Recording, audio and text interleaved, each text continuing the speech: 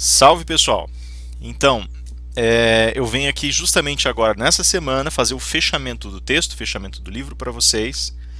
E eu tenho dois grandes argumentadores aqui, na realidade não é bem um debate, né, mas são dois grandes argumentadores, duas grandes intervenções, sendo que a primeira dessas grandes intervenções é aquela que coroa o fechamento do banquete, né, que é a argumentação socrática. E ela tem aqui, ela guarda certa harmonia com relação aos demais textos, às demais obras, aos demais livros de Platão, né? Ela vai ter todo um trejeito, todo um movimento harmônico com relação àquilo que o Platão pretende em suas obras. E aí o Sócrates representaria tecnicamente o fechamento do banquete. O Sócrates ele entra um pouquinho atrasado, ele senta no lugar de honra do lado esquerdo do Agatão e começa ali a discussão dele, né? Mas depois que o Sócrates faz a intervenção dele, nós vamos ter uma segunda intervenção, e essa segunda intervenção é a do Alcibíades, né? A gente já viu pela obra do Feuerbach que o Alcibíades entra também depois, ele não é convidado, então ele não está participando do banquete, mas ele entra e ele cria aí uma intervenção que bagunça um pouco o banquete, bastante na verdade o banquete, e também bagunça a discussão e a reflexão filosófica que está sendo feita. Tá? Hoje, tá, agora nesses primeiros momentos, eu quero que vocês prestem muita atenção no que Sócrates vai dizer por uma série de razões. A principal, a primordial, é a que as observações de Sócrates, na verdade, elas coroam o motivo central de eu estar discutindo o banquete. Tá? A gente está aqui faz 2 semanas discutindo o banquete, discutindo o amor, e eu expliquei muito vagamente por quê. E agora vai ficar claro por quê. Tá? Isso faz parte, na realidade, de uma ordem tradicional que o curso segue, e tem aqui um enlace, um desenvolvimento dentro de um contexto muito específico, que é uma das primeiras construções temáticas de qualquer curso de filosofia. Mas vamos guardar isso por enquanto, eu já vou explicar. Tá?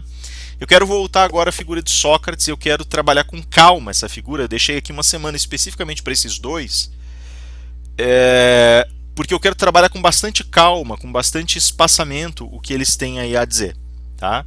Sócrates, né? Então quem é Sócrates na história? Sócrates, quando ele chega, eu falei para vocês que ele fica detido na entrada, ele fica em reflexões, e ele acaba não chegando, né, ao banquete num primeiro momento, mas aí quando ele entra, ele é recepcionado entre os demais, ele se senta nessa posição de honra, né, do lado esquerdo do anfitrião, do Agatão no caso, né? E aí ele começa a ser inteirado, né? As pessoas começam a contar mais ou menos o que estava acontecendo, e ele vai tomando pé da discussão, e aí ele se sente lá pelas tantas preparado para fazer uma intervenção.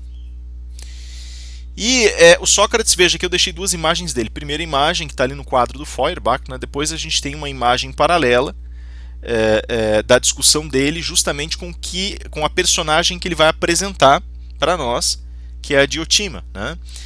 A gente não sabe dizer, eu já vou explicar melhor a Diotima, a gente não sabe se ela existiu ou não, tá? Eu já vou entrar em detalhes.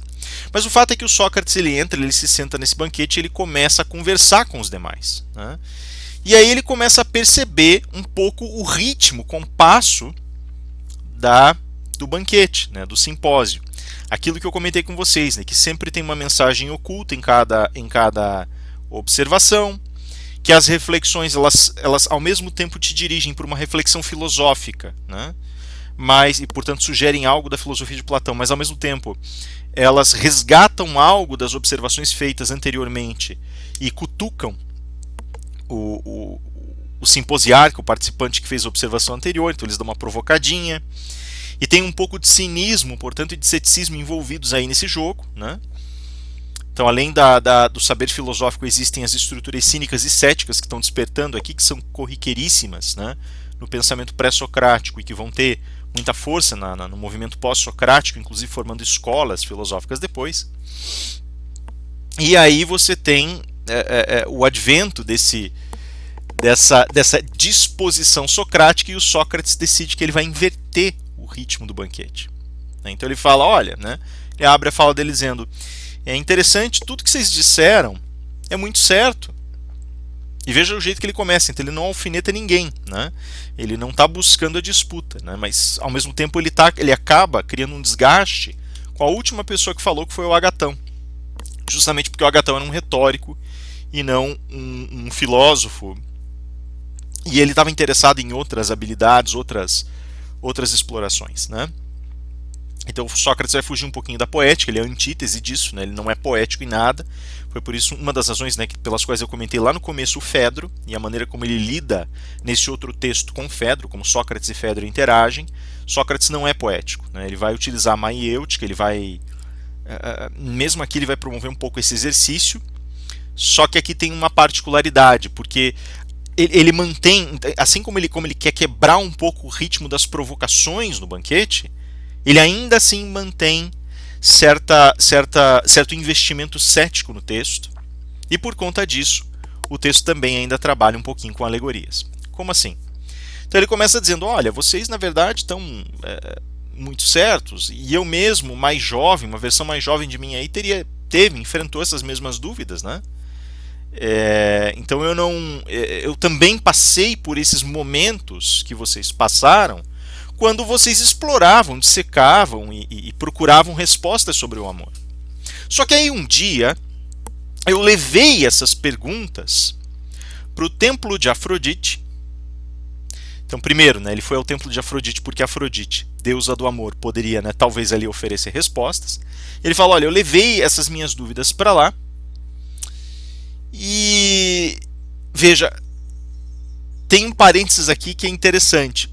Quando você fala em levar dúvidas para o templo de Afrodite, é preciso pensar no que o templo de Afrodite representou na antiguidade. Tá? Então, eu quero que vocês imaginem o seguinte: o templo de Afrodite ele era um dos templos que oferecia, na forma de seus rituais, certos modelos de iniciação nas artes do amor. Né? Então, esse é o argumento do Sócrates. Eu levei minhas dúvidas ao templo de Afrodite, porque é lá que a gente é iniciado nas artes do amor.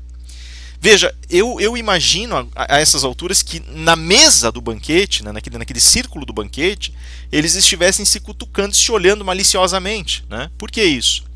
Porque o espaço do templo de Afrodite era um dos únicos tipos de templo que usava na época, era mais ou menos como o templo de Ishtar tinha sido na Crescente Fértil, na região do Tigre do Eufrates, na Babilônia.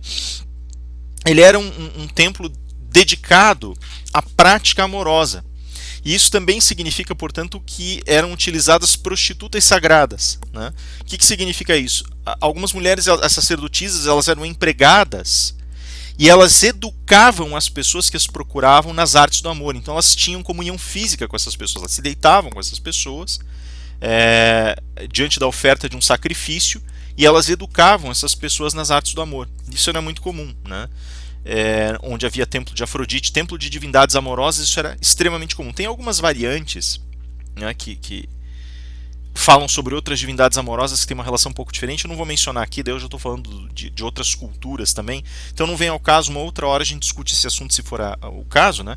Mas aí nessa situação, Sócrates teria ido procurar no templo de Afrodite as sacerdotisas de Afrodite para obter respostas a respeito de suas dúvidas.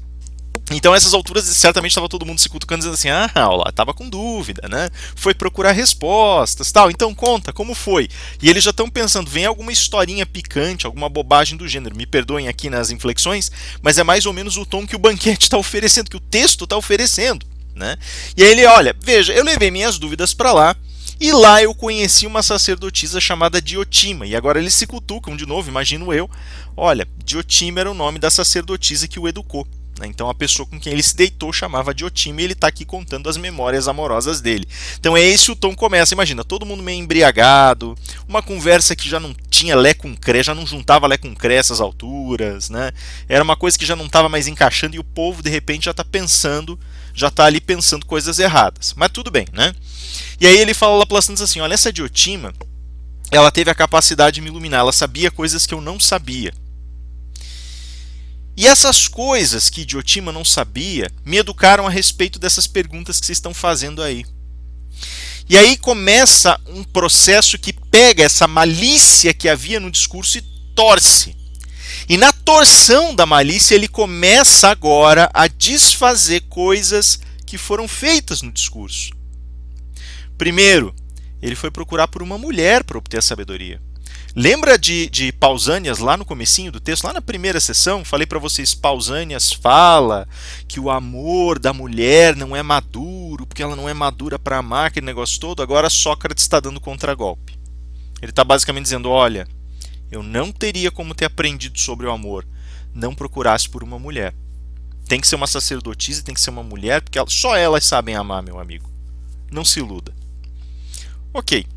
E tem razões, tem muitas razões para isso, tá? Eu não vou aduzir todas agora, daqui a pouquinho a gente fala um pouco mais disso, mas basicamente ele está dando esse contragolpe, né? E ele fala, olha, Diotima me ensinou muitas coisas.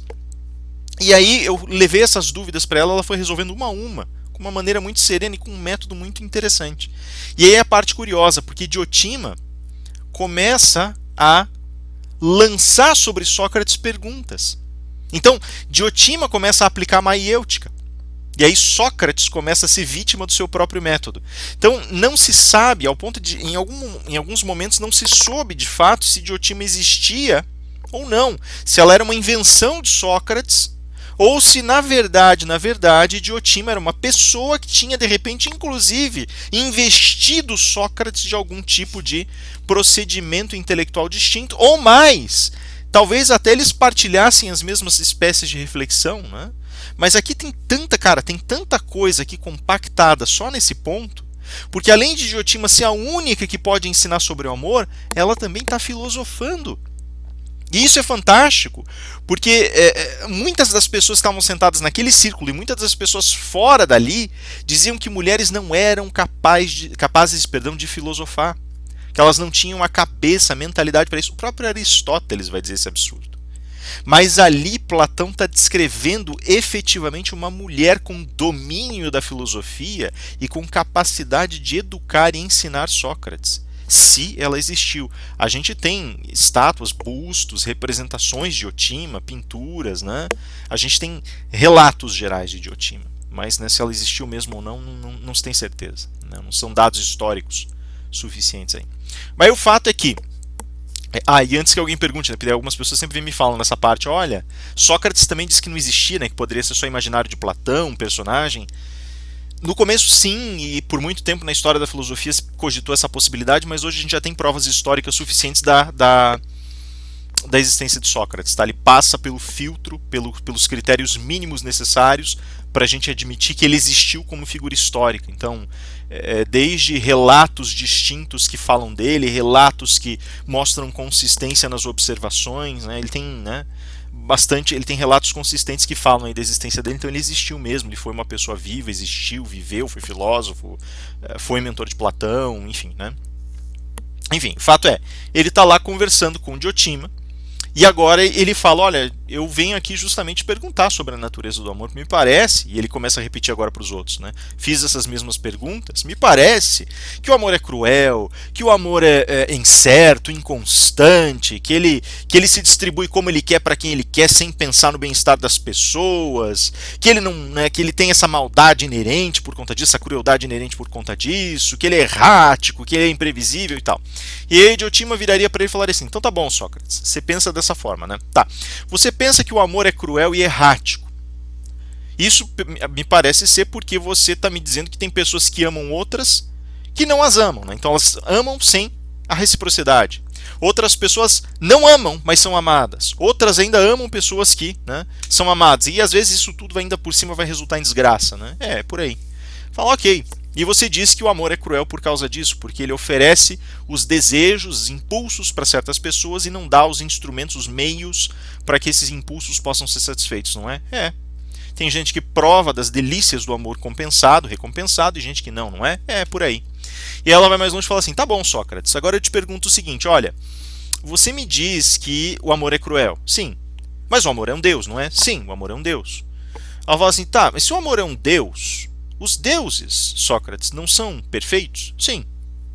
E, portanto, os deuses, por sendo perfeitos, não são supremos em honra, ou seja, bons, imortais, valorosos, né, honrados e virtuosos? Sim, sem dúvida alguma. E a crueldade é uma virtude?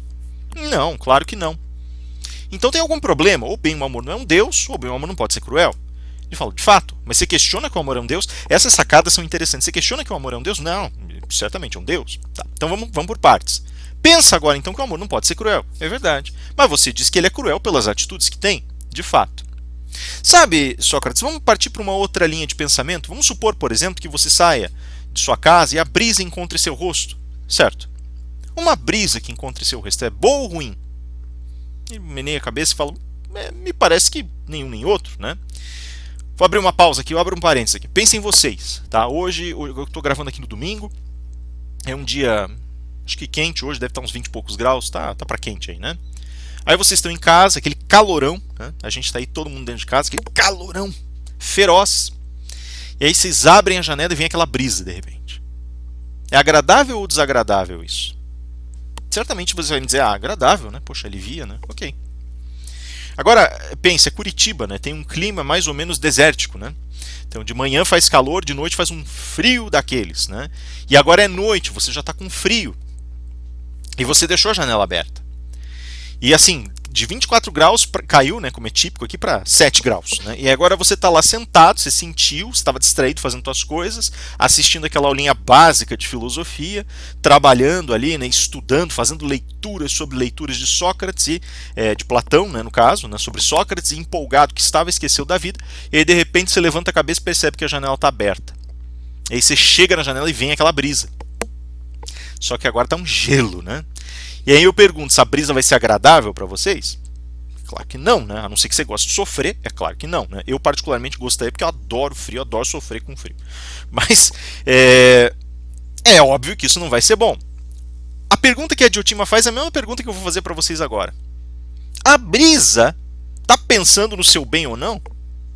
Partindo desse pressuposto, né? De que a brisa pudesse, né? Ela é o que ela é. Ela é a mesma de manhã e de noite. O que mudou foi a tua situação. Tá? O que muda, portanto, é o jeito de você encarar aquilo que não muda em natureza. E aí a Diotima fala, olha, se você parar para pensar, a brisa é indiferente. Agora eu te pergunto, Sócrates, todas as coisas têm que ser ou boas ou ruins? E o Sócrates fala, me parece que sim. Só que se a gente voltar a esse exemplo da brisa aí, parece-me que você vai determinar o bem ou o mal de uma coisa com base no agrado ou desagrado que ela te causa em certa situação, não é? Sim. Por exemplo, a brisa vai ser boa se ela te refrescar, mas vai ser ruim se te gelar no momento que você já está com frio, não é? Sim. Então nem tudo. A brisa não precisa ser boa ou ruim, é ou não é? É. Na verdade, não é você que determina se a situação em que ela está envolvida faz com que ela seja bem-vinda ou não bem-vinda, com que a presença dela ali seja boa ou ruim? É. Então talvez a brisa seja indiferente a você, né? Ela tá lá, a natureza dela é aquela, não mudou, só que no teu jeito de encarar, atentem bem para isso, você estabelece o bom ou o ruim. Ele fala, é verdade. Então talvez nem todas as coisas sejam necessariamente boas ou ruins, não é, Sócrates? Ele fala, certamente que não, tem coisas que são indiferentes. Ele fala, pronto, pois então, você já parou para pensar que talvez o amor seja indiferente? Nem bom, nem ruim? E porque é indiferente, não é nem bom nem ruim, ele se distribui abertamente. E aí algumas pessoas que amam sem ser amadas sofrem, e outras sabem lidar com isso. Ao passo que outras amam e são amadas e gostam disso, outras não sabem lidar direito e sofrem do mesmo jeito. Outras não são amadas, não amam, mas são amadas, mas também sabem lidar com isso, e outras não sabem, sofrem também. Né, talvez de culpa, sei lá eu, enfim. Né? Fala, então me parece que o amor não é nem bom nem ruim. Ele fala, é verdade. Aí ela avança e fala assim, mas o amor é um Deus, né, segundo você diz. Sim. E os deuses são perfeitos, não são? Sim. E alguma coisa perfeita pode não ser boa? E ele fala, não. As coisas que são perfeitas são boas. Falou, opa. Mas se o amor é realmente indiferente, então tem alguma coisa errada, Sócrates. Como assim? O amor, para ele ser Deus, teria que ser bom, mas não é. É verdade. Então o amor talvez não seja um Deus, né, Sócrates? É verdade. E aí agora ele pensa, tá, mas se o amor não é um Deus, é o quê? Daí a Diotima pergunta para ele, eu te pergunto, Sócrates, se o amor não é um Deus, ele é o quê? Que tem poder de Deus, mas não tem a índole de um Deus, tem a índole de um ser humano, a índole de um objeto da natureza. Certamente, em parte, vai ser Deus porque tem o poder de um Deus. Pensa, tudo que existe está acometido pelo amor, como disse lá atrás para nós, Fedro. Tudo que existe pode ser acometido pelo amor. Então tem o poder de um Deus, influencia inclusive deuses. Né? Tem o poder de um Deus e um Deus poderoso. Mas ao mesmo tempo não tem a índole de um Deus. O que é então? E aí vem a grande questão. O que pega qualidades de um Deus e mistura com a não divindade? Aquilo que pega um Deus e junta com algo que não é divino, ou seja, com algo humano. A junção dos dois faz aquele que tem poder de Deus, mas índole de ser humano, a incerteza e indiferença do ser humano que não é plenamente bom. Ou seja, um semi-Deus. Tá? Então agora a gente chegou à natureza do amor. O amor não é um Deus, ele é um semi-Deus. Deixa eu contar uma historinha para vocês aqui. Então vou abrir um parênteses agora só para vocês terem uma ideia. Tem um livrinho chamado A Velha Ezerguil. Esse texto é de um autor morávio. Né? Então esse morávio ele tem ali uma sériezinha de contos e ele conta um pedaço da vida dele, algumas alegorias e tal, e ele viveu por muito tempo, ele tinha sangue morávio, sangue dos ciganos morávios, e ele por conta disso viveu muito tempo entre ciganos morávios. E aí ele coloca um eu lírico, que é um professor jovem que está viajando pelo mundo e tal, e ele está sentado conversar, tá numa roda de ciganos conversando, né, eles estão numa planície da Morávia imensa, eles acabaram de assentar para dormir e tal, e daí eles estão batendo papo, o professor tá lá, um gurizão ainda, né? Fala assim, daí pergunta para ele, pô, o que você está fazendo viajando por aí? Ele fala, eu sou professor, mas eu achei que eu tinha que amadurecer um pouco, daí eu resolvi largar tudo e viajar, quem sabe mais velho eu ensine, volte a ensinar. Ele fez bem, né? O cigano falando para ele, você faz bem porque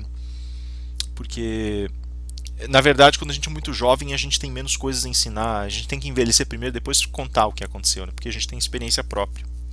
E aí ele percebe que o rapaz está de olho numa moça que está dançando em volta do fogo. Ele fala, não se enamore, quem se enamora prende o coração, cuidado. Ó, então ele está falando do amor já, né? Não amarre teu coração, porque o teu coração amarrado não poderá te permitir viajar pelo mundo. Você precisa de liberdade para aprender as coisas, então não faça isso. Se você se enamorar com ela agora, você não vai mais querer largar essa moça. Você vai sofrer e você não vai ser tudo que você deveria ser. E a visão que ele tem ali, né? Assim, enfim, né? Pensem que esse é um texto super datado, né? Também, né? Esse texto tem mais de um século, né? Frouxo. E aí ele fala assim, olha, eles começam a conversar e falam assim, tal, e eles estão batendo papo e não coincidentemente, de repente, eles veem uma nuvem de poeira levantando no horizonte, assim, girando sobre si mesmo, assim. Ele fala, daí ele aponta, né, faz um sinal, ele fala, por que você fez esse sinal? Né? O rapaz fala pro homem mais velho, ele fala, a gente faz esse sinal para afastar o mau espírito que está por trás disso. Ele, mas como assim? Fala, olha, a história conta que no nosso povo, quando o nosso povo tinha, né, quando o nosso povo muito antigamente tinha menos comunidades, quando ele era muito unido, ele na realidade era uma comunidade só, conta a história que uma mulher, um belo dia, uma mulher lindíssima, ela estava caminhando para coletar os alimentos e uma águia, um deus águia, passou e se apaixonou perdidamente por ela. Ó, a junção do amor e da divindade.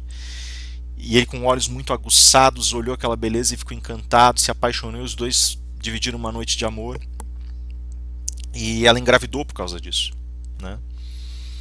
E o bebê que nasceu, ele nasceu com atributos mesclados, né? Ele nasceu com a força da águia, com o olhar da águia, né? Nasceu com os atributos do deus águia.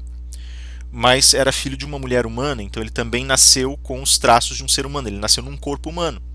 Nasceu limitado como um ser humano e num corpo humano. E ela falou, olha, você não quer levar o bebê com você para o Deus? E o Deus falou, não, eu não vou te levar porque ele não pode, ele é humano, ele é só humano, ele não pode voar às alturas que eu posso voar.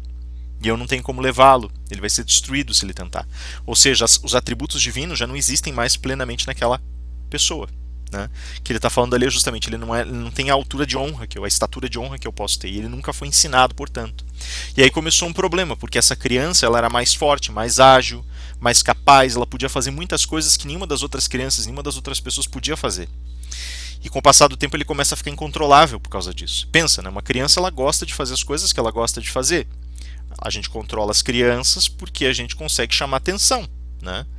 porque a gente consegue isolar, consegue castigar eventualmente. Não estou falando de bater, né? Estou falando de você poder reter a criança, né? Porque você é maior que a criança, porque você tem condições porque você tem mais disponibilidade, mais capacidade, você consegue reter, conter a criança, né?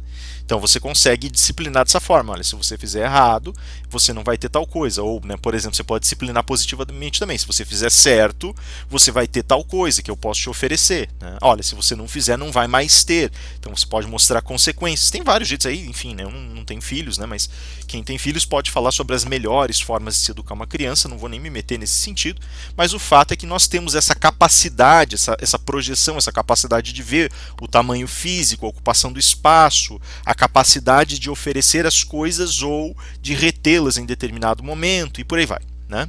A gente tem capacidade de ensinar e por isso a gente consegue educar a criança. Agora você pensa numa criança que é mais forte, mais esperta, mais ágil, tem mais capacidade, consegue as coisas que ela quer melhor do que você, consegue o que ela precisa e o que você precisa melhor do que você. Ela não depende de você. Se ela não depende, ela já não está mais alinhada com os teus valores. Ela não precisa mais necessariamente beber de você para obter valores. E aí começa o problema. Porque essa criança ficou incontrolável. Ele fazia o que ele queria, como ele queria. E ele foi crescendo dessa forma.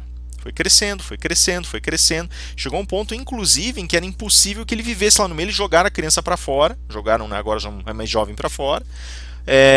O rapaz agora passa a viver sozinho, mas ele visita a vila quando ele quer para fazer o que ele quer, né? E assim vai. E aí, um belo dia, ele resolve entrar na vila e tinha uma moça que estava prometida em casamento para o filho do chefe da comunidade, né? As duas famílias tinham um laço antigo, os dois estavam apaixonados, eles queriam ficar juntos e a moça estava lá prometida para o rapaz, e o rapaz, portanto, para a moça, né? E aí entra esse filho do deus Águia e contempla a moça e fala: meu Deus, que mulher bonita, e se apaixona por ela. Fala: eu quero ficar com essa mulher. E evidentemente ela não quer. O filho do chefe não quer deixar, o chefe não quer deixar, a tribo começa a ficar revoltada, falando: eles não querem, ela não quer ficar com você, ela não é pra você, o destino deles é com eles, você não tem que se envolver, não sei o quê. E eles começam a entrar em luta, ele leva a mulher com ele, sequestra e fala: você vai ficar comigo. Ela fala: não vou ficar, eu prefiro morrer a ficar com você. E ele fala: então tá bom, que seja feito seu desejo, e mata a moça. E eles encontram o corpo da moça falecida e trazem de volta para a vila e falam: olha, por anos esse rapaz ele invade a vila, ele judia da gente, ele derruba os frutos que nós coletamos, ele furta dos nossos celeiros, ele mata o nosso gado, ele destrói nossas cercas, ele destrói nossas carroças, ele destrói nossas cabanas, toca fogo nas coisas. E nós nunca pudemos fazer nada. Mas hoje ele passou dos limites. Ele matou um membro da nossa comunidade. E ele matou uma pessoa que todo mundo amava. E matou uma pessoa por uma razão espúria. Absolutamente espúria. Não que existam razões que não sejam espúrias, né? Mas no contexto da história ele fala: olha, ele matou porque ele não podia ter a mulher que ele desejava. Isso é um absurdo, né? E agora os anciãos se reúnem e falam: nós temos que fazer alguma coisa, chega, né? E eles começam a pensar no que eles vão fazer. E eles não chegam a conclusão nenhuma. Até que um ancião, mais velhinho de todos, ele levanta e fala assim: olha, nós temos que assumir um compromisso se nós quisermos resolver esse problema. Nós vamos sofrer barbaramente, mas nós vamos resolver. De todos eles, o quê? Nós vamos ignorá-lo. Você é maluco? Se nós ignorarmos ele, ele vai piorar o que ele faz conosco. Se ele falar conosco e nós não respondermos, ele nos ataca e nos mata. Se ele destruir alguma coisa e nós ignorarmos, ele vai causar mais destruição da próxima vez. Ele fala: eu sei. E nós vamos correr um grande risco. Mas eu vou fazer uma aposta, ele não vai nos destruir totalmente. Nós temos que aguentar em silêncio, porque se ele entender o tamanho do peso para ele entender o tamanho do peso do que ele fez, ele precisa ficar condenado a nunca mais ter contato com uma pessoa dessa vila. Aí ele vai entender. Até quando faremos isso? É para sempre. É assim, porque eventualmente ele vai desistir, ele não vai mais querer ficar aqui, ele vai ter que ir embora, ele não vai mais aguentar. E eles decidem: tá bom, é a única solução, e fazem isso. E ao longo de dias, meses, anos, eles fazem silêncio todas as vezes que ele aparece, todas as vezes que ele tenta se comunicar, que ele ameaça, que ele agride. Quando não querem falar com ele, sacode, ameaça de morte, ataca. Ele chega a matar o gado, queima parte da vila, destrói as coisas, persegue. Eles são nômades, né? Então quando eles levantam se levantam para o caminho, ele tenta desviar o caminho deles, ataca, atiça animais contra eles, mata pessoas. E por muitos anos a coisa vai assim. Mas ele continua sendo persistentemente ignorado. E aí chega um ponto em que ele percebe que nada que ele faça faz diferença mais. Ele não consegue mais contato com as pessoas da vila. E agora a falta desse contato vai fazendo com que ele se torne cada vez mais lacônico, cada vez mais sozinho, quieto. Ele vai ficando entristecido. Ele olha por cima do ombro para o horizonte, sabe que ele não pode sair dali porque ele está ligado de alguma forma àquela comunidade. A única comunidade que existe para ele é o lugar da mãe dele, que é onde a mãe dele viveu. Ele não pode ter com o pai, porque o pai não quer saber dele. E para qualquer outro lugar do mundo que ele vai estar fora de casa. E ele agora não tem mais um lugar no mundo. E aos pouquinhos, ele vai desaparecendo, a carne dele vai emagrecendo de tal forma que ele vai quase sumindo. Ele vai ficando mais fraco, ele vai ficando sem voz, ele vai ficando sem condições de viver, até que o corpo dele desaparece. E resta apenas aquele espírito, aquela alma que movimenta as coisas e que consegue se agitar de vez em quando. E daí, nesse ponto da história, o homem mais velho levanta e aponta. Tá vendo aquilo lá? Aquilo que me trouxe a fazer o sinal? Volte e meia, no fim do dia, no começo do dia, a gente vê no horizonte a alma dele se levantando, varrendo em revolta e tentativa desesperada de atenção um pouco da areia. Mas nós guardamos o nosso silêncio, nós fazemos nossas rezas silenciosas, deixamos ele de lado para que ele nunca mais assole o nosso povo outra vez. E desde então ele tem seguido a gente, onde quer que nós trilhemos os nossos caminhos pela Morávia, onde quer que nós caminhemos por essas planícies, a alma dele sempre vai atrás. Mas ela está sempre longe, porque ela sabe que o lugar dela não é no meio de nós. Mas sempre olhando, sempre contemplando o que ela perdeu para sempre. Cara, eu acho essa história fantástica e ela se alinha tão bem com essa aqui. Por quê? É o diálogo sobre a questão amorosa. O que esse amor, num primeiro momento, significa, o que ele, quando é perdido, representa, e o que resta do indivíduo que se arriscou a amar mal, e por um mau amor, por não entender que o amor exige bondade, elevação, honra, por não entender que o amor é divino, em certa medida, mas que as suas incertezas humanas fazem dele um risco, acabou perdendo tudo que tinha. E por não ser amado, perdeu o próprio sentido de sua existência. Preso para sempre àquilo que ama, mas sem nunca poder realizar o amor que sente. Então percebam o desenho. Tem várias... Depois eu vou falar um pouco mais dessas nuances. O que mais me importa agora é o olhar sobre a semidivindade. Uma semidivindade que, por ser espúria em sentido honorífico, mas extremamente poderosa, causa o desastre e diante de sua culpa desaparece. É castigada.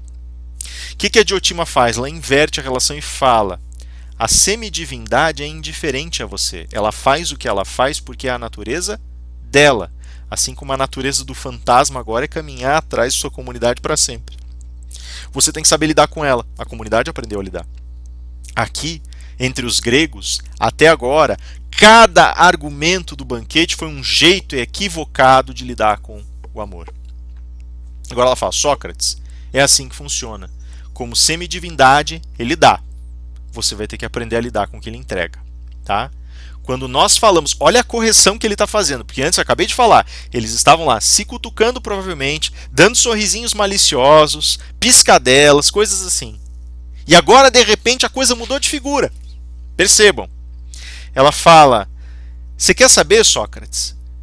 O nosso templo está dedicado a ensinar sobre o amor. Nós iniciamos as pessoas nas relações amorosas. E todo mundo já pensa, iniciou, então é porque se deitou, é porque mostrou como é que você mantém o ato físico do amor. Ela fala: você não é iniciado, Sócrates. Você não foi iniciado. Então nós vamos ter que iniciar você. E olha a virada que isso representa, porque ela fala: eu vou começar a te ensinar como amar. Mas não é o amor físico, não é o deitar-se, é alguma outra coisa. E agora a gente chega ao ponto que nós queríamos chegar. Diotima vai ensinar para ele o que significa amar. E o próprio Sócrates toma esse discurso como seu. Ou sempre foi dele e Diotima nunca existiu. Né? Eu prefiro acreditar que Diotima existiu e ensinou ele. Talvez até ensinou ele a fazer filosofia. Primeiro ela fala assim: olha, você pensa que o amor não é uma coisa que você simplesmente vai lá e ama. Tá? Não é sentir ou não sentir. O sentimento está envolvido, mas o amor é mais complexo, ele vai se desenvolvendo, ele vai amadurecendo, ele vai crescendo, ele vai ganhando forma, se transformando, inclusive. Ele tem aquilo que a gente chama de caráter ascético. Veja, ascético é a qualidade daquilo, a condição ascética é a condição daquilo que tem ascese. O que é a ascese? A ascese é qualquer conduta que me faz crescer pessoalmente em uma direção que me faz transcender minha própria natureza. Que? Como assim? Calma. Tem muitas filosofias que fazem isso. Tá? Então, por exemplo, eu posso ser um estoico. O estoico ele tenta ser uma pessoa cada vez mais equilibrada e racional para alcançar uma paz interior chamada catalepsis, que é o momento de transcendência dele. Aí me dizer que você nunca ficou nervoso na vida, nunca ficou apaixonado na vida. O estoico ele fala, se você se deixar levar por esses sentimentos de raiva, paixão, medo, ansiedade, preocupação, alegria extrema, você não vai conseguir viver bem. A razão serve para filtrar esses sentimentos. Então aprenda a usá-la. Cara, quando você começa nesse jogo, você sai feito um maluco. Você não consegue se controlar. Mas quanto mais você tenta, mais hábil você fica. Isso é uma forma ascética. Estou melhorando, estou crescendo, estou me tornando uma pessoa mais ponderada, mais controlada. Vai chegar um dia que eu vou atingir uma paz interior chamada catalepsis. Eu vou sentir as coisas, mas eu vou saber agir pela razão quando eu sinto as coisas. E vou saber qual é o lugar do sentimento. O epicurista, que também tem um processo ascético, ele pensaria de uma forma um pouco diferente. Ele diz assim, olha, as coisas podem te trazer prazer ou dor. Você foge da dor e busca o prazer, cara. É assim que funciona. Sabe o que não pode acontecer? Você buscar o prazer demais, daí você fica viciado e só vai ser desgraça, vai trazer mais dor depois. Então você tem que achar o equilíbrio. Né? Meden Agan. Equilíbrio em todas as coisas. Você tem que achar o equilíbrio. Como é que você acha o equilíbrio? Você busca os prazeres bons em medida adequada para você se satisfazer e para você ficar tranquilo. Você atinge uma serenidade interior chamada ataraxia. Certo? O cristão, tá? Essa é particularmente cara para mim, vocês sabem essas alturas. O que é que o cristão faz? O cristão tem que viver uma vida de caridade, de autonegação, de sacrifício, para que ele atinja um estado em que ele está a serviço de Deus e dos outros. Pô, pensa como é difícil isso para um ser humano. Você viver 24 horas por dia pensando em Deus e nos outros sem sequer se preocupar com o teu bem-estar, entendendo Deus proverá tudo. Pô, você transcendeu, você atravessou e se elevou para além daquilo que um ser humano deve colocar. Todo o processo ascético vai fazer isso. Ele está tentando te dirigir para você transcender a tua conduta humana. Né? O estoico fala, deixemos nosso lado animal de lado para que nós nos tornemos efetivamente portadores de razão. O epicurista fala, deixemos os vícios de lado para que nós nos tornemos equilibradamente virtuosos. Né? Pensamento aristotélico, vamos nos tornar virtuosos. Como entidades, como seres políticos, como seres portadores de razão, como filósofos. Pronto. Percebem? Isso é a ascese. Existe uma ascese aqui, e uma das mais curiosas porque ela não se repete em outras partes, não com a exata conduta que está posta aqui. Isso é maravilhoso. Basicamente ele está dizendo, o amor é um processo ascético. Você vai aprendendo a amar, você vai aprender a transcender o jeito humano de amar. Olha que curioso isso. Primeira coisa ela vai dizer assim, volta lá, veja, quanto mais você envelhece, mais fácil fica você entender como o amor é construído, reconstruído e como ele ganha complexidade. Volta lá no começo. Lá no começo, quando você ama, você não ama, né, com aquele amor cheio de elaborações e complexo e profundo na alma. O teu amor ele é um amor muito ligado ao corpo, muito ligado às coisas que você vê em primeira mão, às coisas que te são lançadas para os sentidos, para o olhar, não é? Quando a gente é muito jovem, muito jovem, os primeiros contatos que a gente tem no amor é de olhar para a pessoa e achar a pessoa bonita, achar alguma coisa na pessoa que a gente nem sabe o que é, que chama atenção. Né? E aí a gente se encanta com aquilo. Então esse amor assim, bem adolescência, assim, aquela coisa assim, esse é um amor físico, esse é um amor pelas virtudes do corpo, pela beleza imediata, porque nós não temos ainda esse contato mais profundo. E aí Diotima fala, você vai envelhecendo, você atinge tua juventude, você vira um jovem adulto, vai crescendo, você vai aprendendo a amar outras coisas, né? Só pensem, quantas vezes vocês mesmos não se apaixonaram pela beleza imediata, isso lá atrás, né? E não quebraram a cara, ou simplesmente viram, nossa, coisa besta, que bobagem. E aí de repente você vê aquela pessoa que é linda, idealizada na tua frente, maravilhosa, e você começa a travar contato, começa a conhecer, e Senhor, é um desastre. Abriu a boca para falar um desastre. Por quê? Tem nada em comum com você. Então o amor que é um amor físico vai se convertendo aos pouquinhos em um amor pela alma. né? Já não é mais a mesma beleza, né? Você já não olha, já não encara mais do mesmo jeito. Você começa a encarar de outra forma, a encarar as virtudes efetivas que habitam a alma da pessoa. Mas não para por aí. Porque aí você começa a perceber assim, uma vez me fizeram essa pergunta. A pessoa veio e falou assim pra mim: poxa, eu vivo com fulano, mas tem um ciclano que é amigo meu há muito tempo, e eu sou encantada com o ciclano também. Aí a pessoa me pergunta assim: a gente pode amar duas pessoas, não pode? Pode, né? Mas do mesmo jeito? Fala, olha, a questão é que você está comprometido com uma pessoa que você ama muito. Só que você tem que entender, veja a sacada, que é bem isso que ela está dizendo, que o teu amor pela pessoa, ele envolve certas responsabilidades que você assumiu. Mas ao mesmo tempo você ama certas virtudes, qualidades, coisas belas que tem naquela pessoa e que podem se replicar em tantas outras. Aliás, tem coisas belas que você não vai achar naquela que você vai achar em outras. Não significa, evidentemente, que você precisa largar da primeira para ficar com a segunda, ou tem que ficar com as duas ao mesmo tempo. Não é isso, né? A gente não está mais falando de amor conjugal, a gente está falando de um outro tipo de amor, né? E aí essa pessoa vira e fala para mim assim: pois é, eu posso ficar com o meu companheiro, mas eu posso ter um grande amigo também, posso amar um grande amigo. Sim, sem dúvida alguma. É aí que está a grande questão. Por quê? Porque você não ama a pessoa. Você não ama a alma da pessoa. Você ama a virtude que habita a pessoa. É isso que chama atenção. Ou vão vocês me dizer, por acaso, que quando vocês se apaixonam por alguém, vocês se apaixonam até pelos defeitos da criatura? Pega os defeitos, não pega qualquer defeito, tá? Você tá lá saindo com a pessoa, e aí a primeira vez que você vai na casa da pessoa, a pessoa tá mostrando para vocês assim os cômodos da casa, vai lá apresentar o quarto, a pessoa abre o armário para te mostrar, tem um jarro desse tamanho no fundo, com um objeto amarelo não identificado, e você pergunta: que é isso? E a pessoa fala: são as unhas que eu corto, eu coleciono todas elas. Desculpe se alguém faz isso, tá? Mas pensa, você vai se apaixonar por isso? Você vai se apaixonar pelos maus hábitos? Você vai se apaixonar pelos momentos em... Não, você vai se apaixonar pelas virtudes, né? Como dizem por aí, né? A gente se apaixona pelas virtudes, os vícios a gente tolera, né?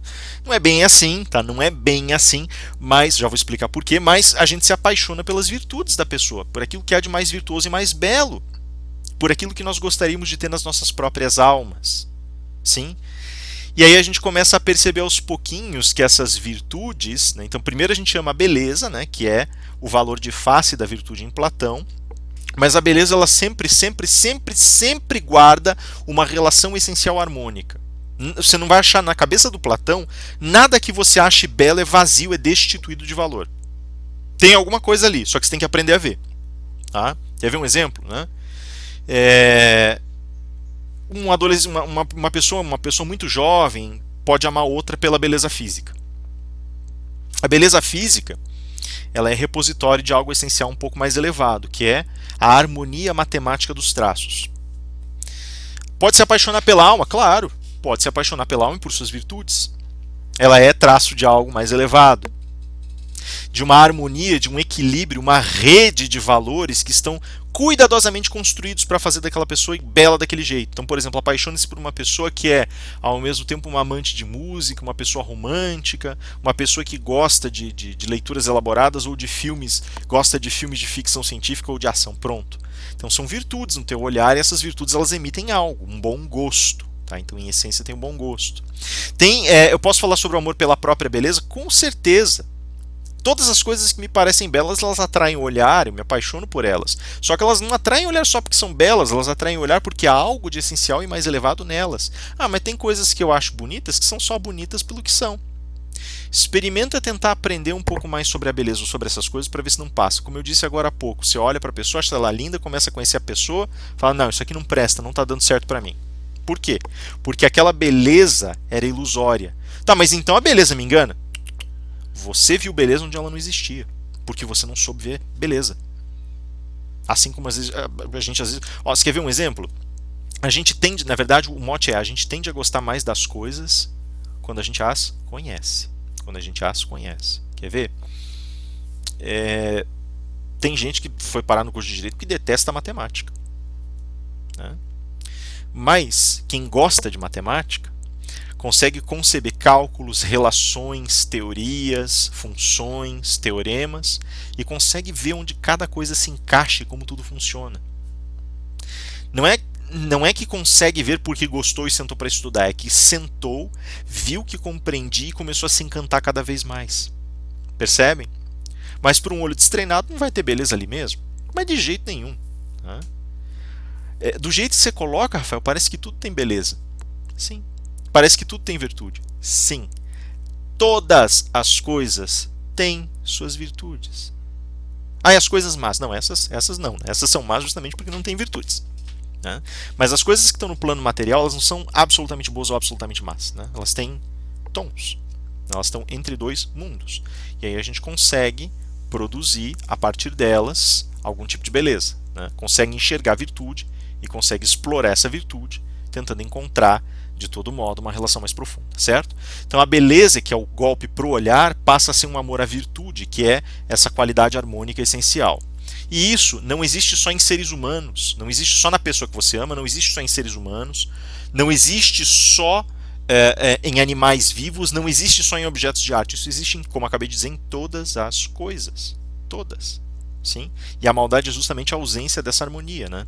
Será tão pior quanto mais ausência estiver. Mas eu posso, por exemplo, contemplar a beleza de uma árvore e ver virtudes de uma árvore. É frondosa, dá bons frutos, é pujante, é antiga, é forte. Né? Eu posso ver isso numa casa bem construída, espaçosa, harmônica, bonita, funcional. Eu posso ver isso nos céus, de tons lindos, de variações fantásticas, límpido, às vezes carregado, mas certamente cheio de contrastes e carregado de emoções. Eu posso ver isso nas estrelas. Por que as estrelas são belas, nos diz Platão? Isso a gente vai ver lá na República. As estrelas são belas certamente pela harmonia matemática entre seus espaços, na distância que existe entre elas. Pronto. A astronomia é uma ciência que lida com a beleza. Percebem? Então, assim, esse amor à virtude, ele vai se mostrando aos poucos como um amor universal. Universal. Eu comecei amando a carne, passei a amar a alma da pessoa amada, passei disso a amar as virtudes na alma da pessoa amada. Passei disso, então, por amar a beleza, né, da alma amada e as virtudes na alma da pessoa amada. Depois descobri virtude em tudo e passei a amar todas as coisas por suas belezas e virtudes. E agora estou no amor universal. Eu amo todas as coisas pelo que são. Todas as coisas, porque todas elas oferecem algo de belo, todas elas florescem em beleza e virtude, todas elas têm algo para oferecer, basta saber olhar. Olha, eu não consigo olhar uma árvore como um botânico consegue, mas certamente um botânico vai ver muito mais beleza nisso. Uma coisa que eu também não consigo entender, eu não sou médico, eu não consigo entender o sistema cardiovascular, mas qualquer pessoa que se dedique a estudar isso vai dizer, é belamente delicado, é fantástico, é virtuosíssimo, é perfeito em seu funcionamento. Como é que funciona? Como é que pode operar, funcionar desse jeito? O corpo humano, a visão, percebem? As leis da física. Tudo isso envolve esse amor universal. E aí, de repente, quando eu percebo, eu já estou amando todas as coisas. Mas para amar todas as coisas eu não preciso conhecê-las? E se eu preciso conhecê-las, eu não preciso, antes de tudo, amar os instrumentos e caminhos que me levam a conhecê-las? Logo, eu preciso amar o conhecimento, e para amar o conhecimento eu preciso amar o que me faz conhecer mais, aquilo que é chamado de sabedoria. Agora eu pergunto para vocês, quem é que por profissão ama sabedoria? Quem é o amante da sabedoria por profissão? Senão aquele que philos ama, que tem o amor philos, o amor companheiro, um amor respeitoso, um amor reverencial, pela sabedoria, Sofia, filosofia. De modo, se vocês permitirem, eu vou voltar aqui um passo atrás. Quando essa discussão aqui começou, ela encerrou todo o debate que tinha acontecido antes. Porque nós nunca estávamos falando de um sentimento. Do começo ao fim do livro, nós somos traídos. E essa traição foi a traição mais benéfica que poderia ter nos acontecido, envolvendo o cinismo, o ceticismo do texto. Nós, enquanto amantes, descobrimos que o nosso amor por uma pessoa, o nosso desejo por uma pessoa, o nosso amor por uma coisa, por uma arte, por um hobby, por um trabalho, o nosso amor por qualquer coisa é reflexo pálido de um amor muito maior, que é o amor por todo o conhecimento das coisas existentes. Perceberam? O único caminho para amar genuinamente é amar a sabedoria. E nós vamos além, porque o amor à sabedoria, por ser o amor supremo, é a sua representação mais pura. Amar a sabedoria significa amar algo que nunca cessa. Porque a sabedoria é a sabedoria de todas as coisas. E quem é que conhece todas as coisas, afinal das contas, entre os seres humanos? Se nós amamos a sabedoria, então, buscamos algo que é inesgotável, algo que nunca se acaba. E nesse nunca se acabar, sempre tem mais a oferecer. Mas amamos algo que sempre oferece algo a mais, que nunca se recusa a essa oferta. E por nunca se recusar, é sempre extremamente generoso, mas que quanto mais oferece, mais faz entender que podemos e devemos e certamente iremos querer mais. Então, todas as vezes que somos satisfeitos, uma nova insatisfação cresce e buscamos mais sabedoria, induzidos pela própria satisfação e pela própria resposta que o amor nos oferece. E, no entanto, nunca estaremos satisfeitos. De maneira que o amor à sabedoria é o mais elevado, o mais puro, o mais belo, talvez o mais cruel e o mais trágico dos amores. Já que nele eu vou ser satisfeito passo a passo, sempre, em todas as situações, nunca vou ser recusado. Mas cada não recusa também é recusa de coisas novas, porque sei que sei menos, sei que sei coisas que já não imaginava existirem, que antes não imaginava existirem. Sei também que agora desejo sabê-las. E, portanto, para cada satisfação, 5 novas formas de insatisfação se abrem. Feliz, satisfeito e pleno que estou quando bebo das fontes da sabedoria. A sabedoria vem e me oferece mais, e quando me oferece mais é cruel, porque sabe que nunca oferecerá tudo, mas sempre oferecerá tudo que eu pedi. Percebem? O amor mais elevado, mais cruel, mais trágico, mais sublime, mais completo, nem sequer comporta certas qualidades antes atribuídas ao amor. Eu quero que vocês entendam uma coisa, nós não estávamos discutindo o amor a rigor. Nós estávamos e nós continuamos discutindo o amor. Mas o que nós acabamos de discutir foi o método mais fundamental da filosofia. A gente acabou de discutir a raiz da metafísica. A gente acabou de discutir o que é filosofia. Só que ao invés de eu falar para vocês em todo esse processo o que é a filosofia, eu prefiro fazer uma retomada de cada tema, cada tópico, para que a gente sinta o que é o processo de produzir filosoficamente. Filosofia não tem como você definir, é muito difícil. Cada filósofo vai encontrar um objeto diferente de estudo para a filosofia, vai encontrar uma estratégia, um método diferente. E não se trata disso. Trata-se dessa ansiedade por saber mais e de como ela é ou não é satisfeita. É esse movimento que define a filosofia. Ok? Eis aí o que a discussão foi, portanto, até agora. E Sócrates fala: eu achava que o amor era quando eu desejava alguém. Diotima me ensinou que o amor é a elevação à sabedoria. E para piorar, quando Diotima encerra o assunto, ela fala: eis Sócrates. Agora você foi iniciado. Você não é um sábio das questões amorosas. Você foi iniciado. De modo que o que estava escondido por trás da fachada do templo de Afrodite era a filosofia. E mais, ela fala: agora você pode começar a filosofar. Começar. Isso me faz pensar que Diotima, na realidade, aparece aqui como uma figura que ensina, que dá a maiêutica para Sócrates. Percebem? E agora Diotima acaba virando essa figura, essa força geradora, esse mito geracional da filosofia. Ela participa disso com Sócrates, aliás, ela se antecipa a Sócrates. É Sócrates que participa com ela a partir do banquete na geração da filosofia, que é ela a força geradora. Né? E agora, dentro desse contexto, é necessário ainda entender que, porque nós fomos iniciados, nós podemos agora começar a amar. Como assim? A gente só falou em abstrato. Amar cada coisa significa contemplar cada realidade, cada coisa, cada espécie, cada indivíduo, cada coisinha que aparece, cada ciência, cada arte, cada ofício que aparece diante de nós e explorar, tentando conhecer mais. Vocês querem exemplo mais vivo? Vamos recomeçar lá do comecinho. Chegamos nós e nos apaixonamos por alguém. Né? Nós nos apaixonamos por uma pessoa e o que a gente quer? Não quer aprender mais sobre ela? Veja, se eu for falar, por exemplo, sobre minhas experiências pessoais, eu estou indo para o meu 9º ano de casamento. Né? Então a gente está aqui entre 9 e 10 anos de relacionamento. Eu continuo aprendendo coisas sobre minha esposa. E quanto mais eu aprendo, mais eu quero saber. Porque por amá-la, cada detalhe que ela possa me oferecer dela é maravilhoso. cada detalhe completa mais essa compreensão que eu sou capaz de ter dela. Eu amo meu trabalho. Quanto mais eu aprendo sobre o meu trabalho, mais eu sou capaz de fazê-lo em um estado de arte. Mais satisfeito e feliz eu fico. Eu amo as pessoas com quem eu trabalho, meus colegas, meus alunos, meus professores. Quanto mais eu descubro dessas pessoas, mais capaz e mais capacitado para servi-las, para trabalhar com elas eu estou. Isso é o amor, é você tentar descobrir coisas, é você tentar revelar, é você tentar fazer florescer tudo o que você consegue daquilo que você ama. Lembra lá no começo que a gente falou assim, então aquele que ama, toma em suas mãos e aperta e destrói o que é só para si? Aquele que ama quer fazer florescer, quer ver as qualidades essenciais mais maravilhosas daquilo que ama, daquele que ama, daquela que ama, emergindo.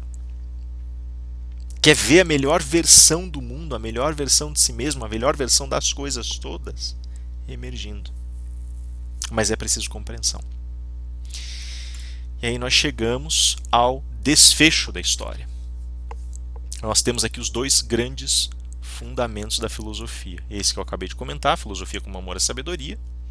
E aí nós temos todo esse leque de qualidades da sabedoria. Inesgotável, eternamente em oferta, generosa, mas que não pode saciá-la, não traz saciedade. Aparece especificamente, mas também aparece se desdobrando sobre si mesma. A sabedoria também tem uma arte, que é a própria filosofia. E aí a gente começa a descobrir a filosofia como uma arte para a sabedoria também, como um ofício da sabedoria, além de ser um ato amoroso. E guardando todas essas conclusões, chegamos aí ao final, que é Alcibíades. Alcibíades é um problema. Ele foi um grande problema, ele é um problema. Alcibíades, ele é representado aqui como um jovem.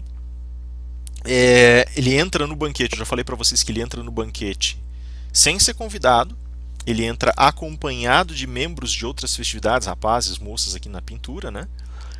Ele invade o banquete, ele está completamente embriagado, ele ficou lá fora bebendo, então todos entram embriagados e fazendo grande alarde, grande bagunça. Ele olha em volta e ele percebe entre Sócrates e Agatão o lugar de honra, ele vai lá e se enfia ali. Por que ele faz isso? Porque ele queria ficar, evidentemente, ele queria o lugar de honra para ele, mas ao mesmo tempo ele queria ficar perto de Sócrates. Então ele precisava ficar à esquerda do anfitrião e precisava ficar perto do Sócrates. Né? E aí, embriagado, ele começa a falar. Só antes, é preciso ter um pouco da visão da personalidade de Alcibíades para a gente entender o que ele fala e por que ele fala. Quem que era Alcibíades? Eu já comentei algumas coisinhas com vocês. Eu falei que ele era estrátegos, falei da invasão da Sicília e tal. Veja, o Alcibíades ele tem alguns detalhes a mais que precisam ser levados em consideração. Alcibíades foi considerado o mais belo dos homens entre os gregos de sua época, talvez o mais belo homem de todos os gregos, de todos os tempos. Né? Pelo menos é o que a história da antiguidade narra. Alcibíades, desde muito pequeno, mostrou-se um rapaz prodigioso.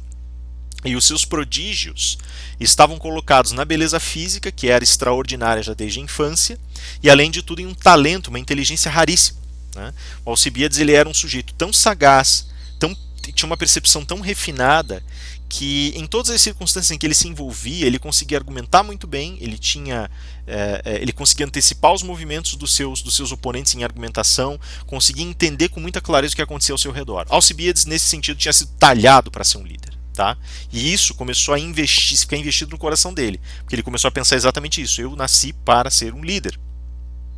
Deixa eu só acender uma luz aqui que está ficando escuro pra caramba. Duas, tá? Pronto, duas. E aí o Alcibíades, já na infância, ele tem várias historietas dele aí, né? Porque ele era muito bom, muito belo, muito capaz. Tinha duas posturas possíveis com Alcibíades. Ou você amava ele e se deixava levar pelo que ele dizia, ou você detestava ele. Né?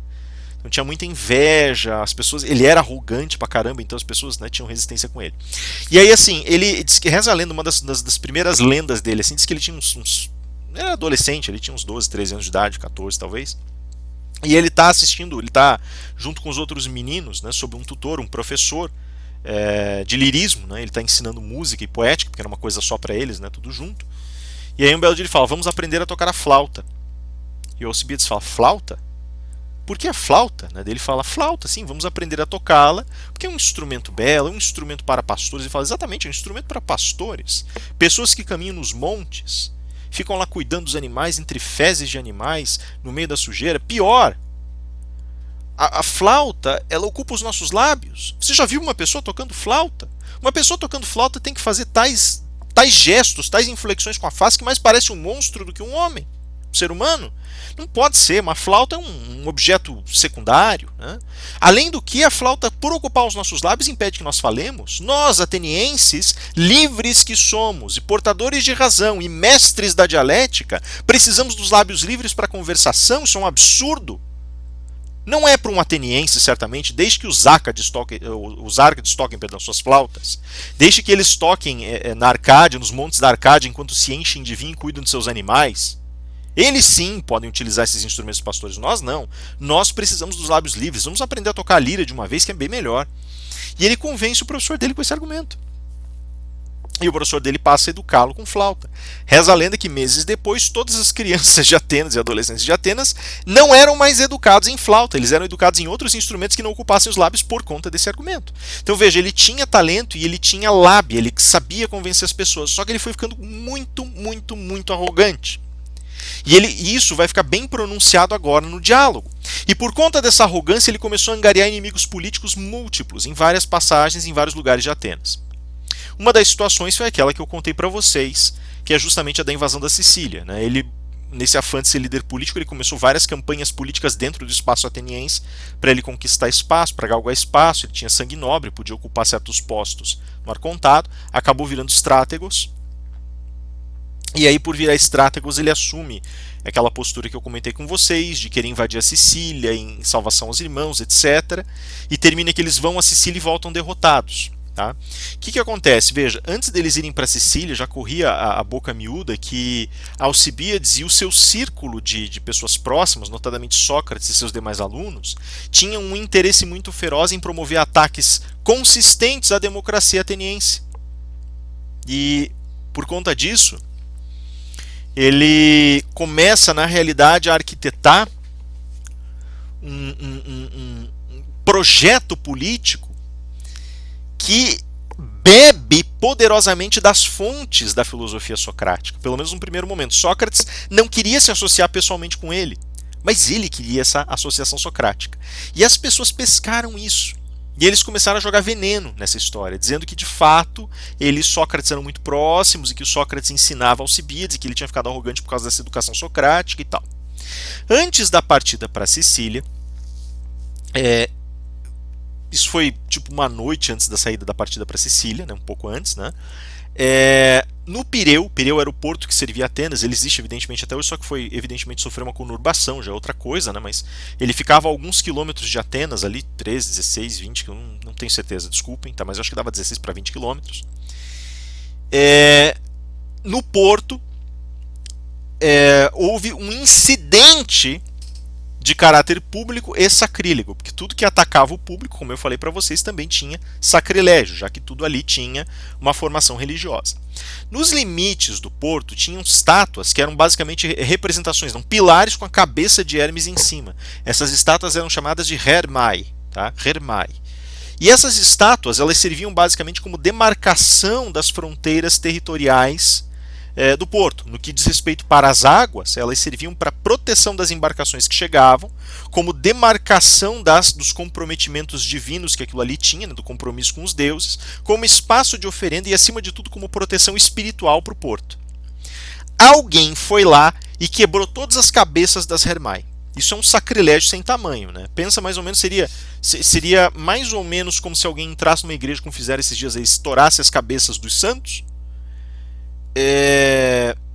só que elevado à 10ª potência, tá? Porque além de tudo, agora, além de ter a questão desse sacrilégio, tem uma ofensa brutal a todo o espaço ateniense, que é um templo a céu aberto. O que fizeram?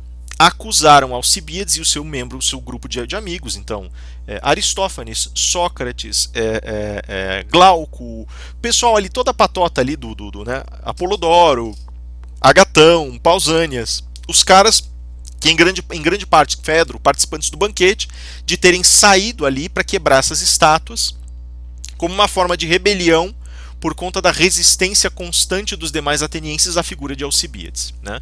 Enfim, no dia seguinte vem, eles saem, partem, Alcibíades já está sabendo que ele vai ser acusado disso, né? Já está correndo a boca miúda, ele vai sofrer uma acusação sobre isso na Ágora, né? Com certeza a Eclésia vai querer levar ele a julgamento, e vai ser feio o julgamento, porque era estátua de um deus. Então ele já se enfia no barco de propósito e já vai para lá pensando, bom, tem problema, eu vou para lá, a gente vence a guerra, eu volto vitorioso, fui o cara que deu a opinião para a gente ir, então quando eu voltar vitorioso, ninguém pode fazer nada contra mim, eu estou blindado. Ok, pensou bem politicamente. O problema é que ele voltou derrotado, como eu contei para vocês, né?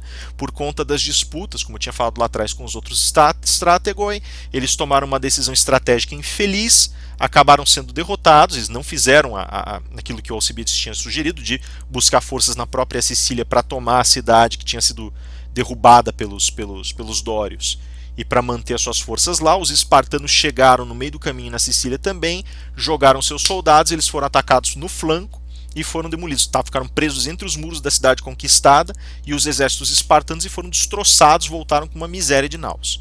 E aí quando Alcibíades chega, ele já está pensando, cara, eu vou chegar na cidade, eles vão dizer que eu traí todo mundo, que eu quebrei as Hermae por ódio, que eu levei o exército porque, como já estavam dizendo, eu queria um reinado na Sicília às custas de Atenas, e vão me condenar à morte, com certeza. Com certeza vão me condenar como traidor. O que ele faz então? Ele aporta, e mal ele aporta, ele já foge, sai da cidade e desaparece. Para onde ele vai? Lembrem, essa é a época do aquecimento da guerra do Peloponeso. Então Atenas e Esparta já estão às turras e brigando, né? Então os aliados já estão lutando. O que ele faz? Ele sai de Atenas, vai às portas de Esparta e oferece o serviço dele para o rei de Esparta. Fala, olha, eu luto por você, me proteja de Atenas, eu lidero teus exércitos. Então pensa, ele não era um traidor, mas agora, então, se ele quis ser odiado naquela cidade, ele conseguiu. Ele entra e começa a trabalhar para os espartanos, começa a liderar os exércitos de Esparta contra Atenas e volta para fazer a invasão. Invade, vence, porque ele era genial e Esparta tinha um exército forte. Atenas já estava com os exércitos prejudicados por causa da Sicília, derruba-se então os muros da cidade e fala-se para os atenienses, vocês agora estão sob o jugo dos espartanos. Se vocês, em algum momento, reerguerem esses muros ou se armarem outra vez, voltamos, queimamos a Ágora e matamos todo mundo. Se vocês ficarem quietinhos, vocês só pagam um tributo anual para nós e está resolvido o problema. E os atenienses tiveram que acatar. E agora Alcibíades virou o traidor que não apenas fugiu da cidade, já tinha acusações sobre os ombros e era um arrogante, um cara que queria ser rei, mas, antes de tudo, era um sujeito que tinha traído a sua cidade e entregado sua cidade para o inimigo. Mas piora, e só para vocês verem um pouco mais da personalidade dele, que é o objetivo dessa história toda. Na estada dele em Esparta, Alcibíades se deitou com a rainha de Esparta. As mulheres espartanas podiam escolher seus parceiros livremente. Se elas entendessem que um parceiro era valoroso o suficiente, ela podia querer ter um filho com aquele parceiro para oferecer uma geração mais forte para Esparta. E a rainha se deita com ele. E ele, depois de se deitar com ela, ele diz o seguinte, para completar, porque tem mais, né? Sempre tem mais. Ele fala, bem faz a linhagem real de Esparta de receber Alcibíades. É uma linhagem nobre. Eu diria até que passa a merecer somar sangue tão elevado, quase divino, como o sangue de Alcibíades aos seus. Faz muito bem. Para vocês verem quem era Alcibíades. Não preciso nem dizer que ele passou a ser odiado rapidinho em Esparta também, depois desse tipo de observação e das coisas que fazia. Como resultado, e não contente, ele foge de novo. E adivinhe para onde ele foge dessa vez? O que aconteceu depois da Guerra do Peloponeso? Uma nova invasão persa. Adivinha para onde ele vai? Ele foge, vai ter com os persas e fala, fui banido de minha terra, venho aqui e ofereço meus préstimos, meus serviços como general para vocês. Empreguem-me e nós voltaremos para conquistar as terras do oeste. Então ele não foi traidor apenas uma, mas duas vezes. Traidor de sua cidade e traidor da sua congregação de povos, dos gregos. Percebem? Mas, então assim, ele tinha essa coisa, esse senso de oportunismo, ele era um sujeito arrogante pra caramba, ele era um sujeito difícil de lidar, mas era um sujeito brilhante. E ele era extremamente ambicioso. Pronto, contei toda essa história, que tem mais, tá? Mas eu vou parar por aqui. Eu só quero que vocês tenham uma ideia de quem era esse cara e por que ele é representado desse jeito e o que ele estava fazendo ali. Ele invadiu o lugar, tomou o assento de honra, porque Alcibíades jamais se sentaria senão no lugar de honra. Sentou entre Sócrates e Agatão, porque Alcibíades tinha uma ligação com Sócrates, e aí ele começa a fazer o discurso dele. Que discurso é esse? Alcibíades vira e fala assim: olha, do que estamos falando? Do amor? Ah, o amor. Pois é, para vocês verem. Pois vocês me falam do amor aqui, se bem sei, Sócrates agora discursava sobre o amor. Mas o que esse homenzinho sabe de amor, afinal das contas? Só é um homem cruel, não sabe amar, não sabe oferecer amor para os outros, não sabe receber o amor dos outros e não sabe o valor das coisas que estão diante de seus olhos. Pois saibam vocês, mais de uma vez eu me ofereci para esse homem, entendendo que ele era o único que era digno de ser amante de Alcibíades. E ele várias vezes me recusou.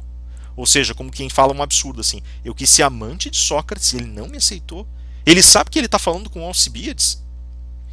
E aí termina que ele começa a contar a história. Ele está embriagado, ele começa a contar as histórias. Certa feita, em um simpósio não muito diferente desse, estávamos em casa de um amigo nosso. Depois do jantar, todos nos deitamos em liteiras e pelos cantos para que pudéssemos dormir. Já era tarde, afinal, tínhamos bebido. Eu fui lá e antes de me deitar, vi onde Sócrates estava, deitei-me perto. Quando Sócrates se lançou sobre as cobertas, vi que não olhava para mim. Então o que eu fiz? Levantei da minha liteira e fui até, levantei do meu, do céu da minha liteirinha e fui até a liteira dele e levantei as cobertas e me enfiei debaixo das cobertas com ele.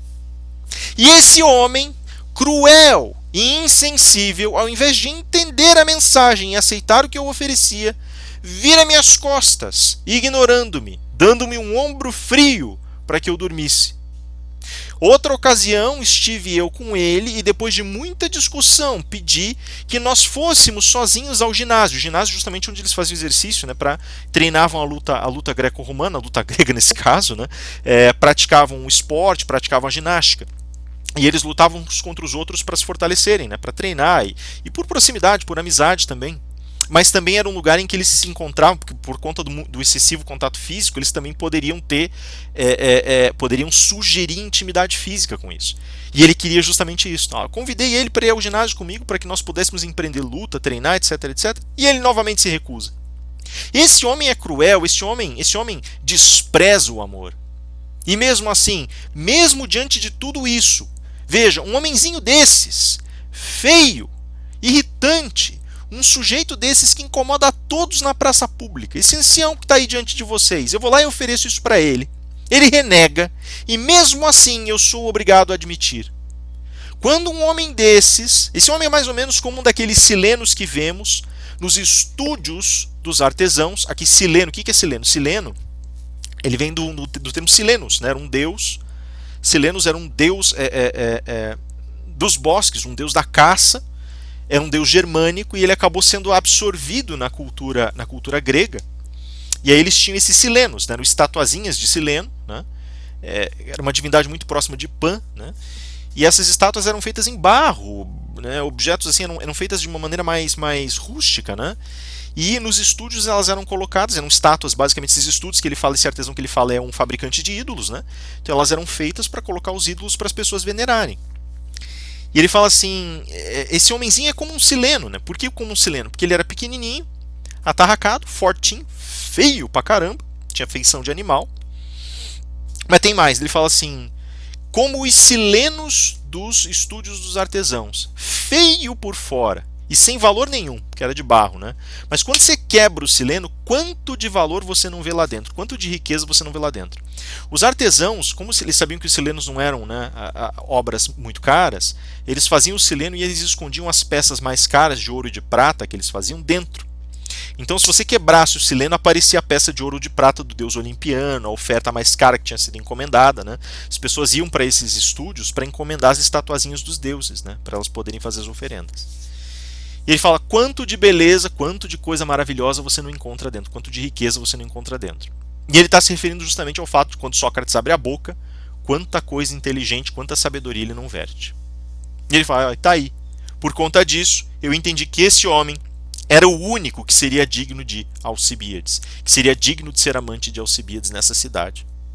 Mas ele não quis, E aí, na realidade, ele acaba desfazendo um pouco a estrutura do simpósio. O simpósio morre depois da chegada dele, Mas essa observação que ele faz ela é muito, muito, muito importante, porque ao mesmo tempo em que Sócrates leva a ideia do amor a uma elevação tremenda e constrói essa noção de que o amor é amor pela sabedoria, de que ele está falando sobre o próprio ofício filosófico, de que saber amar significa ao mesmo tempo saber encontrar a harmonia essencial das coisas e revelar essa harmonia e ajudá-la a florescer, o Alcibiades vem e faz tudo ao contrário. Ele mostra um amor ciumento, embriagado, um amor acidentado, mostra um amor ofensivo, mostra a denúncia do amor, ele denuncia uma crueldade que em Sócrates na realidade nem existe. Ele se exalta ao longo do processo que ele constrói para falar do amor. Ali ele mostra quem ele é de verdade, né? Então ele está mostrando um amor que é todo reverso, mas tem coisas dentro dessa expressão imatura do amor que são legadas, são deixadas e que ficam sugeridas bem no finalzinho do texto. Depois que o Alcibiades faz a intervenção dele, todos se deitam, a coisa morre. Mas o que se conta é que Sócrates teria sido encontrado depois ainda conversando, já ao amanhecer lá no dia seguinte com uma outra pessoa, e aí já se perde o tema central dessa conversa. Mas esses diálogos posteriores mostram que havia algo para ser discutido. Tem algo ali que o texto não revela. E essa não revelação do texto talvez venha justamente pela abertura do que Alcibiades põe. Porque Alcibiades também mostra um tipo de amor. Um amor que tem caráter narcisista ou megalomaníaco. Tá? O Erich Fromm, quando fala sobre esse narcisismo ou megalomania, ele vai dizer que os dois estão muito próximos, tá? Eles estão muito juntos, eles andam emparelhados. O narcisismo ele é, digamos assim, uma versão um pouco mais sutil, se é que dá para falar isso, né, da megalomania. Né? O narcisismo, ele... O que é um narcisista? Quem é um narcisista? O narcisista é aquele que só consegue obter prazer, que só consegue satisfazer seu desejo consigo mesmo. Então qualquer coisa que apareça, qualquer pessoa que apareça numa relação com um narcisista, ela é o objeto que ele usa, é um prop que ele usa, né? Um objeto, um step que ele usa para alcançar o prazer consigo mesmo. Tá? Então a pessoa ela é irrelevante, ela é apenas aquele elemento que vai oferecer um ponto de suporte do desejo que o narcisista sente por si mesmo. O megalomaníaco é mais ou menos isso, só que ele faz isso numa escala muito maior, né? Então ele olha para si mesmo como se ele fosse o máximo, e ele se deseja, e ele se quer, e ele tem que olhar para ele, então ele vai lá, joga para todos os demais isso, e desconstrói o espaço para fazer com que todos os olhares se voltem para ele, né? Como o narcisista faz com o parceiro, né? Ele envolve, portanto, um certo atributo egoísta, possessivo, muito brutal, muito passional do amor. E ao mesmo tempo, ele suscita uma noção um pouco complicada que não foi discutida em momento nenhum do texto, né? Que é o amar a si mesmo. Lógico que nós não vamos tomar o Alcibiades como exemplo de um amor por si mesmo, né? Mas ao mesmo tempo ele inaugurou a questão, né? Basicamente numa das grandes sacadas de Sócrates, né? Quando ele vai, que na realidade não é dele, na realidade é bem mais antiga, mas Sócrates tem uma sentença que as pessoas dizem ser dele, que ele repetiria, né? Que ele repetia, que é o conhece-te a ti mesmo, né? Então, basicamente, se amar é buscar a sabedoria, o conhecimento sobre algo, e portanto amar a própria sabedoria, e portanto amar a sabedoria de alguma coisa, amar a si mesmo significa tentar se conhecer mais. Só que o Alcibiades não é iniciado, então ele não consegue fazer esse salto. Mas ele sugeriu a nota, ele falou, olha, eu me amo, e agora como é que fica? Né? O Alcibiades, nesse processo todo, ele tem um movimento, né? Ele é errático, possessivo e extremamente material. Foi o que eu comentei com vocês agora. Como assim? A embriaguez faz com que ele fale fora de turno de forma descontrolada. A possessividade faz com que ele queira arrastar todas as coisas na direção dele para ele. Ele é ciumento. Por isso que ele se enfia entre Agatão e Sócrates. E ele é extremamente materialista, porque ele só consegue travar o contato amoroso com o corpo. Tanto que ele oferece o corpo dele e busca o corpo do Sócrates. Ele não entende o que ele está procurando, aliás. Né? Por conta disso, ele desconstrói tudo que o Sócrates fez com relação ao amor. Mas veja, nessa desconstrução e na maneira da gente enxergar os demais dados que estão colocados, tem essa mensagem de fundo que é super importante, que é a questão do narcisismo. Como é que ela funciona? Como é que ela opera dentro desse contexto? Se ela é, na realidade, um querer amar Alcibiades, né? Um Alcibiades querendo amar Alcibiades através de Sócrates. O Lacan, quando discute esse assunto num dos seus seminários, não vou lembrar agora se é o 11 ou se é o 18, desculpe. Mas ele faz essa discussão, e quando ele promove essa discussão, ele vai fazer a arquitetura desse movimento, tentando dizer o seguinte, olha, Alcibiades é um cara que ao se amar, ele busca em Sócrates um objeto que a rigor está nele próprio, Alcibiades, e ele não entende isso. O narcisista ele não vai sacar que ele está procurando aquilo que ele mesmo tem. Então ele tenta projetar isso em outro. O que ele faz? Ele vai até o Sócrates e fala: olha, ele tem que me amar. Certo? Porque se Sócrates me amar, eu me amo através de Sócrates. Sócrates tem aquilo que Alcibiades não tem. O que Sócrates tem? Uma espécie de sabedoria que Alcibiades não consegue alcançar. Alcibiades veja, ele é materialista, ele é um sujeito estratégico. Ele consegue entender a política, ele consegue entender o argumento, ele consegue entender a retórica, ele consegue entender como agenciar as forças do ambiente em seu favor.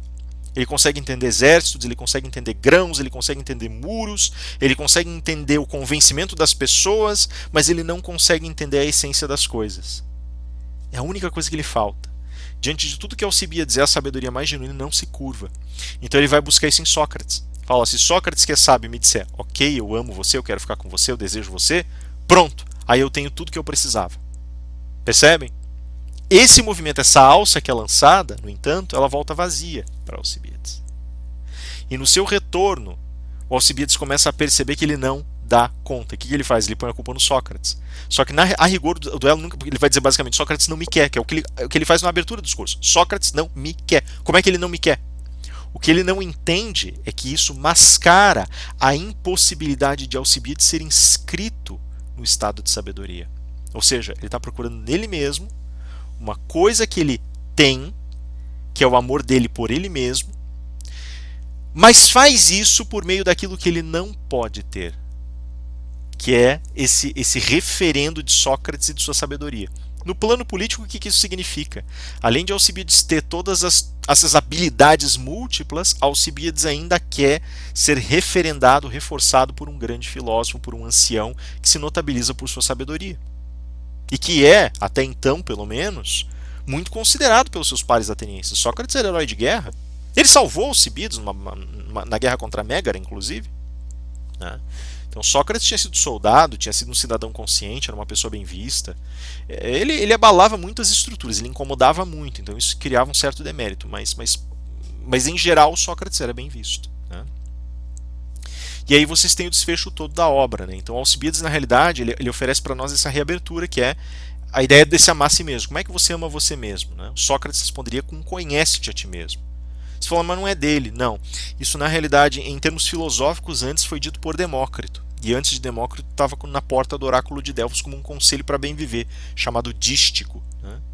Então estava lá junto com equilíbrio em todas as coisas, estava lá conhece-te a ti mesmo, estava lá, tem vários desses adágios, né?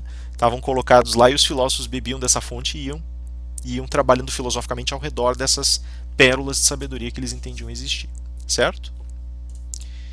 Enfim, cara, tem muita coisa para falar ainda, tá? Mas era até aqui que eu queria chegar nessa semana, pois ainda vou postar para vocês a correção dos roteiros e vou postar para vocês uma revisão disso tudo, porque essa última parte ela é sempre um pouco mais difícil da gente atravessar, né? Mesmo com muito tempo. E na sequência eu vou falar um pouquinho sobre a morte de Sócrates para a gente entrar na República. Tá?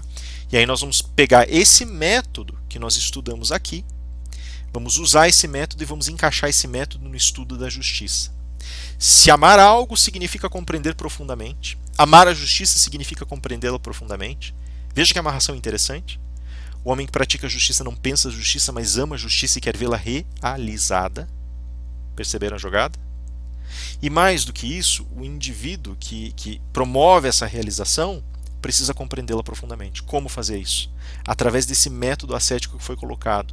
As formas de justiça mais brutas e físicas vão sendo superadas por outras mais ligadas às virtudes e a essa universalidade de compreensão. Certo? E aí a gente vai ver como isso é explorado, em que parte cada um desses elementos aparece na formação do Estado grego, como isso configura a imagem, a leitura da justiça. Talvez isso deixe mais claro por que nós vimos o banquete. Certo? E o princípio mais fundamental que nós vamos ter que trabalhar daqui para frente agora é justamente o princípio mais basilar de todas as relações amorosas. Veja, quando nós conhecemos aquilo que amamos, ou a pessoa que amamos principalmente, esse conhecimento nos traz certas responsabilidades. Sim? Se esse livro traz uma mensagem central é de que o amor que nós temos lá no comecinho É um amor que deseja, é um amor que quer agradar, é um amor que quer agradar para ter respostas. Mas aos poucos nós aprendemos que quem ama não arranca do outro o que quer, quem ama não dá ao outro o que ele quer, quem ama não conspurca o amor dessa forma. Lembrem sempre, porque esse vai ser o princípio fundamental de compreensão ontológica da justiça. Quem ama não dá para uma pessoa o que ela quer, oferece para uma pessoa o que ela precisa, ok? Para fazê-la florescer ontologicamente. Então é isso que nós vamos começar a operacionalizar agora e é nesse contexto que nós vamos começar a construir a teoria da justiça. Beleza, pessoal? Me alonguei pra caramba. Deem uma olhadinha aqui nesse vídeo, tá? Vou deixar depois uma mensagem para vocês poderem quebrar em dois. Procurem aí os roteiros, tentem fazer os exercícios, tá? E vamos conversando. É isso aí, pessoal. Muito obrigado. Vemo-nos ao longo da semana. Aquele abraço.